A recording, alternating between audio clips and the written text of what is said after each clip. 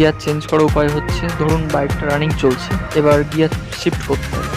Gear shift করব কীভাবে? পিকআপটিকে একদম ডাউন করে দিতে হবে, সেই সঙ্গে সঙ্গে পুরো ফুল ক্লাচ করতে হবে, ফুল ক্লাচ করে সেই সঙ্গে গিয়ার শিফট করতে হবে। আপনারা মাঠে মোটামুটি খুব বেশি হলে 2 থেকে 3 দিন টাইম নিয়ে যদি প্র্যাকটিস করেন তাহলে শিখে যাবেন।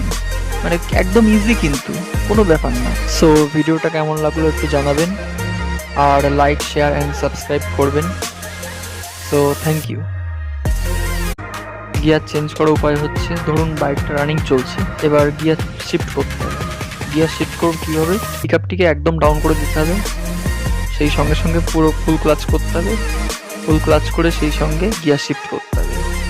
আপনারা মাঠে মোটামুটি খুব বেশি হলে 2 থেকে 3 দিন টাইম নিয়ে যদি প্র্যাকটিস করেন তাহলে শিখে যাবেন।